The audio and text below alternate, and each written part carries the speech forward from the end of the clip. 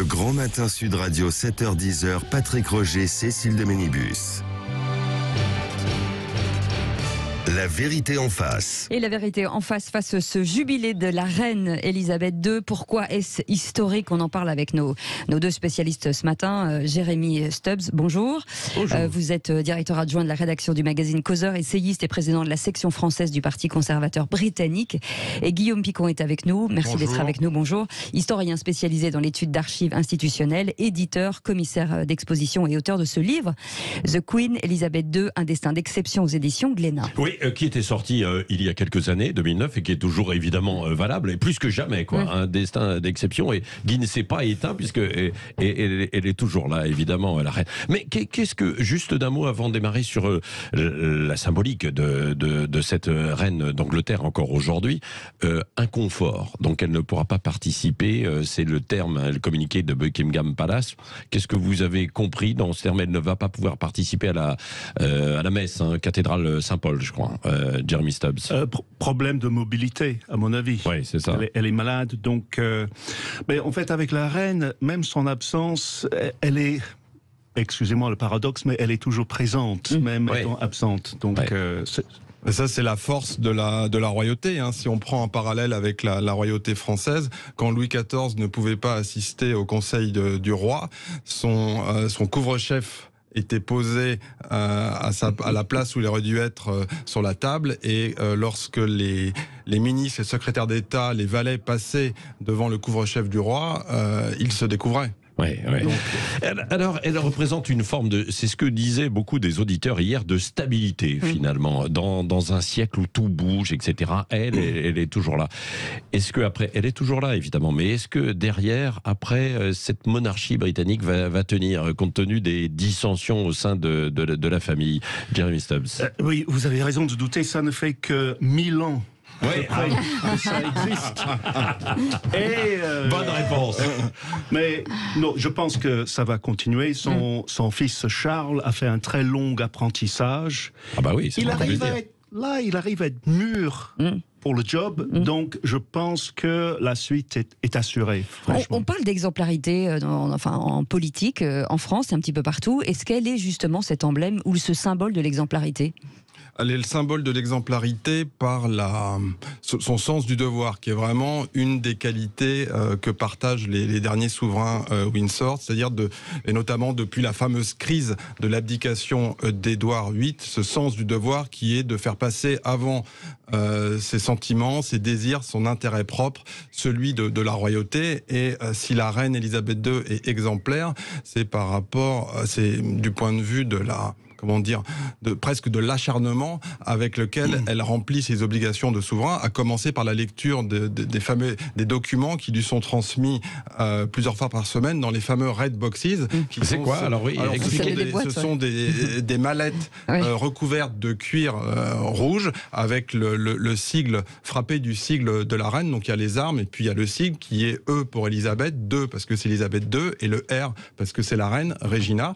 Et ces boîtes servent de navette entre le gouvernement et Buckingham Palace. Et avant chaque entretien hebdomadaire que la reine a de mémoire le mardi en fin d'après-midi avec le Premier ministre en exercice, eh bien, elle lit ces documents. Et autant il était reproché à Édouard VIII de ne pas travailler avec assiduité, autant George VI et Elisabeth II ont fait là preuve d'un sérieux remarquable.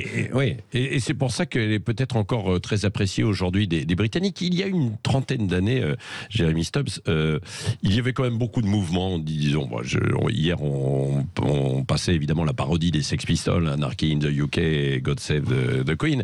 Il y avait une remise en cause un petit peu, en fait, finalement aussi de la reine, du pays tel qu'il était, en entrant dans une nouvelle ère un peu rebelle et puis de modernité. Et ça tient. Est-ce qu'il y a l'unanimité des Britanniques toujours derrière, ou est-ce que finalement c'est un peu de façade tout ça? Il y a une très large majorité. Il y a au moins 70% d'approbation dans l'opinion publique de la reine. Et ça ne tombe jamais en dessous. Et cette semaine, un sondage donnait 92%. Il faut distinguer 92% qui approuvent la reine. Ouais. Il faut distinguer bien sûr entre sa personne et l'institution, mais dans une très grande mesure, c'est la même chose.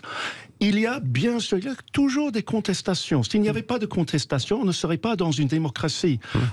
Les Sex Pistols, leur leader a dit plus tard, moi je suis pour la famille royale. Oui, donc ce qui était plutôt dangereux, c'est le moment de la mort de Diana, dont on se souvient, et peut-être qu'on aura un Alors ça, qui a terni son image un petit peu. C'est vrai, et là où un peu la couronne britannique a un petit peu tremblé, quoi, à ce moment-là. Donc elle entrait dans une nouvelle ère. Il y a cette fameuse année 1992 où à la fois la reine annonce le divorce de 3 de ses enfants, le prince Charles, la princesse Anne et le prince Andrew, dont il a été question sur un autre sujet bien récemment. sûr, dans un sujet, Voilà. avec et donc aujourd'hui, qui explique pourquoi il sera pas là. Le prince Andrew ne remplit plus aucune obligation officielle, si je me trompe pas. Et par ailleurs, cette même année 1992, vous avez une partie du château de Windsor qui brûle, avec des photos très émouvantes où on voit la reine qui est là au pied de l'aile encore fumante. Donc la reine elle-même avait appelé cette année 1992 l'Anus Horribilis, qui effectivement a été redoublé 5 ans plus tard par la mort de Diana et les reproches qui lui ont été faits. Et on voit bien que les reproches qui peuvent être faits à la reine, souvent, ils tiennent à cette collusion entre la double temporalité auquel la reine, en tant que souveraine, se rattache, le temps long de la royauté et le temps présent des événements. S'il y avait eu des réseaux sociaux aussi puissants qu'aujourd'hui, en fait, à l'époque, les théories complotistes, parce que déjà, ça a beaucoup circulé, mais autour de la mort de la princesse Diana, même aujourd'hui, il y a toujours des interrogations sur ce qui s'est passé au pont de l'Alma. Jérémy Stubbs, non ? Non, mais de la part d'une partie des gens qui se disent oui, il fallait calmer les choses un petit peu parce que c'était dans la suite de ce que vient d'annoncer Guillaume Picon. On en entend parler très peu. Oui. Et il faut dire que d'autres théories du complot ont bien pris la suite. Ce qui est important, là, je pense, c'est que il y a toujours comment dirais-je, le défi pour la reine ou n'importe quel monarque, c'est de bien lire au bon moment l'opinion publique. On ne peut pas toujours avoir raison. Donc à cette époque-là, la reine s'est dit, bon, on commence par un deuil privé. Mais en fait, le public voulait un deuil public tout de suite. Quand elle a compris, elle a changé le fusil d'épaule, etc., etc., et ça a très bien fini. Dans très peu de temps, sa cote de popularité est remontée. Mais si vous voulez, c'est une démocratie, il y a les médias, la reine ou un roi n'est pas élu, mais il y a une pression constante des médias qui tiennent lieu en quelque sorte d'élections. Et là, les monarques sont obligés de comprendre l'humeur du peuple et de réagir presque au jour le jour. Oui. Mais est-ce que c'est pas la reine, de la communication, puisque finalement son couronnement, elle s'est finalement opposée à Winston Churchill, puisqu'elle voulait absolument qu'il soit télévisé, lui il voulait pas. Est-ce qu'il n'y a pas justement cet art de la communication déjà ? Il y a un sens de la communication en effet, mais je crois surtout que la force de la reine, c'est l'application, comme je disais, avec laquelle elle remplit ses devoirs de souveraine, qui passent quand même par un certain nombre de servitudes. Il n'y a pas que les cérémonies rutilantes, comme l'ouverture du Parlement, l'anniversaire officiel du souverain avec ses magnifiques parades militaires, Trooping the Colours en juin. Il y a aussi une quantité d'inaugurations de visites à travers le pays, puis quand elle était plus vaillante, des voyages au sein des États du Commonwealth, et c'est, je dirais, l'application, la simplicité avec laquelle elle remplit ses obligations qui lui vaut l'attachement de ses sujets. Et il y a autre chose qui là aussi est une caractéristique des Windsor et depuis Victoria, un des ministres de Victoria, je crois que c'était Salisbury, disait que finalement la reine Victoria, elle pense comme ces sujets moyens, sous-entendu des sujets de la middle class. Elle a le même type de pensée. Donc un sens du devoir que certains jugeront peut-être un peu étroit. Et si vous voulez, George V, le petit-fils de Victoria, qui était conscient de certaines de ses limites intellectuelles, il savait qu'il n'avait pas la vision diplomatique que pouvait avoir son père Édouard VII, il disait si je n'avais pas fréquenté autant de gens intelligents, je ne serais pas ce que je suis. Et donc, si vous voulez, les souverains Windsor ont aussi, de par leur goût, ce sont plus des grands mécènes.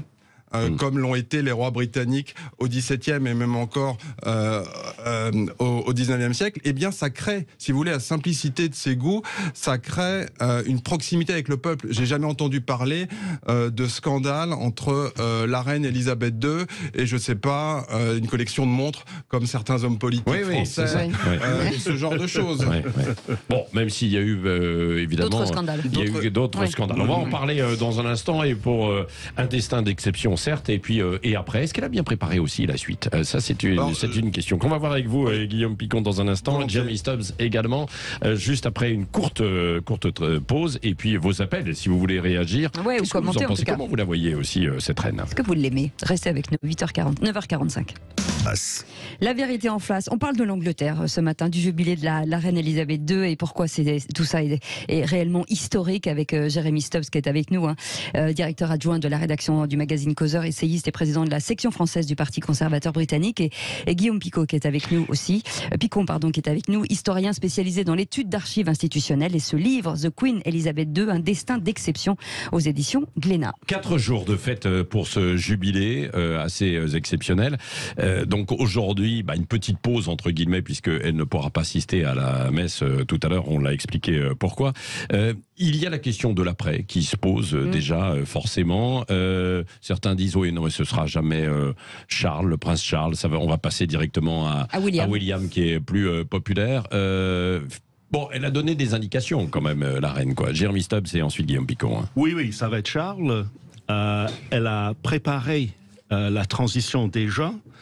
Je laisserai Guillaume parler du statut de Camilla, mais en fait, elle a en quelque sorte préparé Charles à agir contre ses propres instincts. Le prince Charles, c'était le jeune rebelle.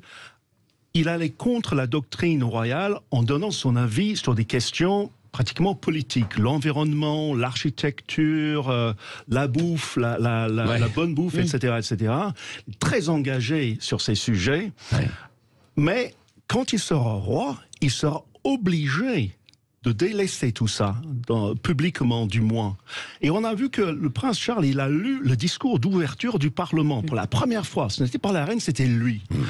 Et dans ce discours... mais on comprend pourquoi aussi. Un peu, dans ce discours, il y a un projet de loi sur les OGM. Le prince Charles est depuis toujours opposé à l'usage des OGM. Donc, il a été obligé de mettre de côté son opinion personnelle. Ça montre qu'il est sur le chemin du trône, en quelque sorte. Il commence à comprendre la leçon de sa mère.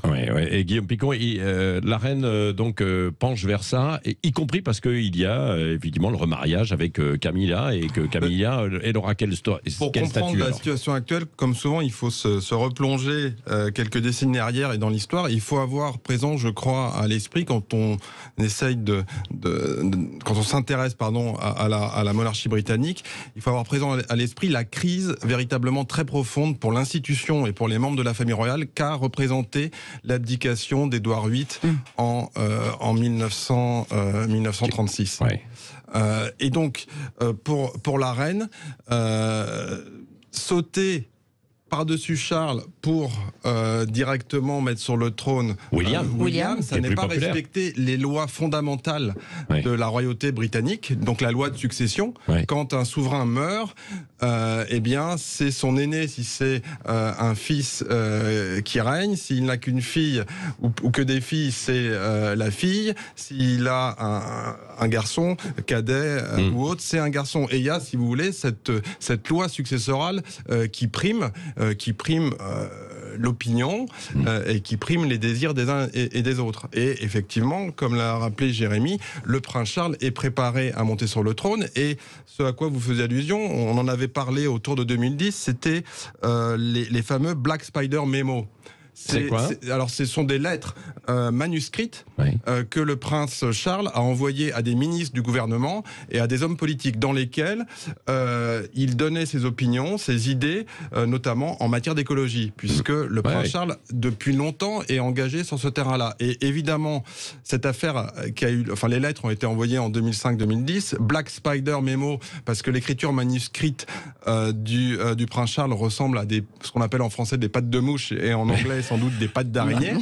Ça a été révélé dans la presse en 2010, ça a provoqué un scandale, parce que depuis le 19e siècle, il y a cette idée que le souverain britannique dispose de 3 droits. Celui d'être consulté, celui d'encourager le gouvernement, la population, celui d'avertir. Et si vous voulez, ce sont les 3 piliers de la monarchie constitutionnelle anglaise qui ont été définis par un publiciste, Walter Bagehot, dont la constitution anglaise, l'ouvrage, a été réimprimé et surtout a été lu par tous les souverains anglais. C'est-à-dire qu'aujourd'hui est conservée l'édition de la constitution anglaise, annotée par George VI, annotée un autre exemplaire par Elisabeth II. Donc vous avez là des individus qui, en quelque sorte, ont été élevés dans cette pratique de la monarchie, cet exercice du pouvoir qui est le souverain règne mais ne gouverne pas. Et comme l'a rappelé Jérémy, eh bien, si dans le passé le prince Charles a un peu rué dans les brancards, clairement, tout montre aujourd'hui qu'il entend pour assurer la pérennité de la royauté. Oui, mais elle aurait pu avoir des doutes concernant justement la vie de Charles, et beaucoup de prises de position, et se dire, bon, pour assurer la pérennité aussi de la couronne britannique, nommer son petit-fils, William, qui est populaire, qui est voilà. C'est trop tôt pour William. C'est trop tôt. C'est trop tôt. Attendez, il a quel âge? Elle a été nommée entre guillemets, elle a eu la couronne à quel âge déjà? 25 ans. 25 ans. Mais justement, elle ne voudrait pas que ses successeurs soient soumis à cette pression-là. Et donc, il faut que William mûrisse un peu. Il est sur un très bon chemin, il faut le dire, et ça fait plaisir à voir. Il est très populaire, sa femme est majestueuse, il faut le dire, même si elle est roturière, elle n'est pas d'origine aristocratique.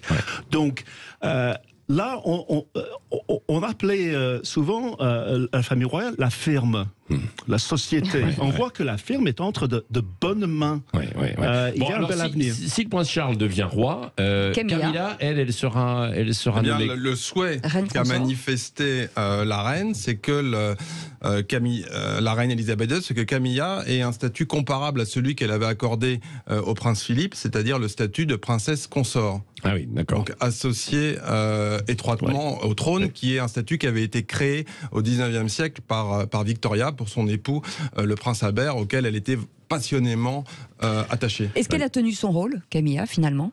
Aujourd'hui, ce qu'on peut observer, mais Jérémy en parlera mieux que moi, c'est que Camilla a tenu son rôle, et d'autant mieux qu'elle n'a pas cherché, si vous voulez, à occuper le devant de la scène, à essayer d'utiliser les médias pour servir sa propre communication, et elle n'a pas cédé, comme vous le dites, aux lumières et aux étoiles de la pipolisation. Oui, il est important de voir là, parce que Guillaume a parlé des divorces dans la famille royale. Souvent, la famille royale du vivant d'Elisabeth II a choisi de mauvais partenaires. Ce sont des personnes qui ont essayé de bénéficier, de mener des vies fastueuses, de dépenser beaucoup, d'avoir beaucoup d'amour. Camilla, elle a bien compris qu'il faut être quand même un peu sage et modeste. Exactement. Modeste. Merci beaucoup, Jérémy Stubbs, donc directeur adjoint de la rédaction du magazine Causeur. Et donc, vous avez un article qui va paraître là dans le prochain. Et Guillaume Picon, je rappelle votre livre The Queen, Elisabeth II, un destin d'exception. Ça, c'est dit, c'est vrai, aux éditions Glénat.